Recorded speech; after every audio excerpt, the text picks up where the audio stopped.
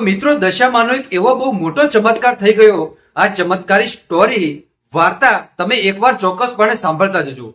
મિત્રો એક દીકરી કે જે મરી ગઈ હતી, અવસાન પામી ગઈ હતી, એ દીકરી આખરે કઈ રીતે જીવિત થઈ ગઈ, બસ ખાલી આ દશામાનો એક બહુ મોટો ચમત્કાર આ તમે એક સાંભળતા જજો.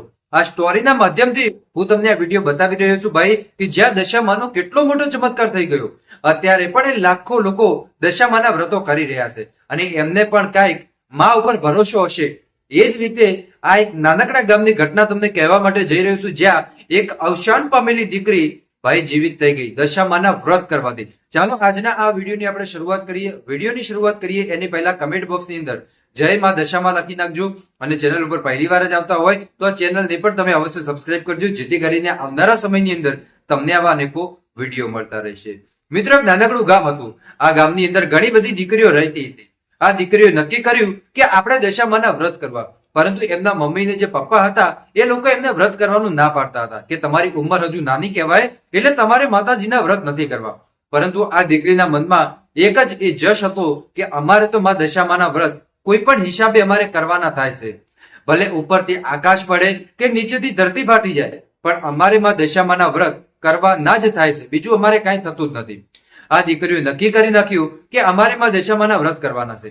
ત્યારબાદ આ દીકરીઓ ઘરે આવી માતાજીના વ્રતની જે પૂજા અને વિધિ હોય એ બધી એમને તૈયાર કરી નાખી. પરંતુ એમના ઘરના પરિવાર એવું કહેવા લાગ્યા કે અમારે આ વ્રત કરવા દેવું નથી. દીકરીઓ નારાજ થઈ ગઈ અને દીકરીઓએ મનમાં વિચાર્યું કે અમારા મમ્મી પપ્પા શા માટે આવું ના પડતા હશે. એમાંથી એક દીકરી એટલી બધી ગુસ્સે થઈ ગઈ કે એને પોતાનું જીવન ટૂંકાવી નાખ્યું. ત્યારબાદ મિત્રો જે દીકરી હતી એ બીજી દીકરીઓ પણ ડરી ગઈ કે આ શું કરી નાખ્યું મારી બહેન પડી હોય. અને ત્યારબાદ જે માતા પિતા હતા એ પણ માતાજીના પગમાં પડી ગયા કે એ માં દશામાં આવું તો નતું જ કરવાનું. પછી છેલ્લો ને પહેલો ઘડીએ માં દશામાને યાદ કર્યા કે માતાજી જો આ દીકરી હવે જીવિત થશે તો અમે આ જ ઘડીએ દશામાના વ્રત આખો પરિવાર કરશે. અને ત્યારબાદ એ દીકરી માત્ર 5 મિનિટની અંદર ઊભી થઈને પાણી પીવા લાગી. આ ચમત્કાર જોઈ ગામના લોકો પણ અદ્રશ્ય થઈ ગયા જોઈને કે આ શું થઈ ગયું. ચકિત થઈ ગયા, આશ્ચર્યચકિત થઈ ગયા કે આ શું થઈ ગયું. ત્યારબાદ એ દીકરી જીવિત થઈ પાણી પીધું અને આખા ગામે ઢોલ અને નગારા સાથે માં દશામાને બેસાડ્યા અને પછી માં દશામાની 10 દિવસ સુધી પૂજા અને વિધિ કરી અને 10મા દિવસે માં દશામાને નદીની અંદર પધરાવી દીધા. અને ત્યારબાદ આખા ગામે નક્કી કર્યું કે હવે જ્યારે પણ માં દશામાના વ્રત આવશે આપણે માં દશામાને આપણા ગામની અંદર બેસાડીશું. અને જે લોકોને એવું લાગે કે એ લોકો પર્સનલી ઘરે બેસાડી શકે તો એ લોકો પોતાની ઘરે પણ માં દશામાને બેસાડી શકે. તો મિત્રો આ દશામાનો ચમત્કાર તમને કેવો લાગ્યો મને કમેન્ટ કરીને જરૂર બતાવજો.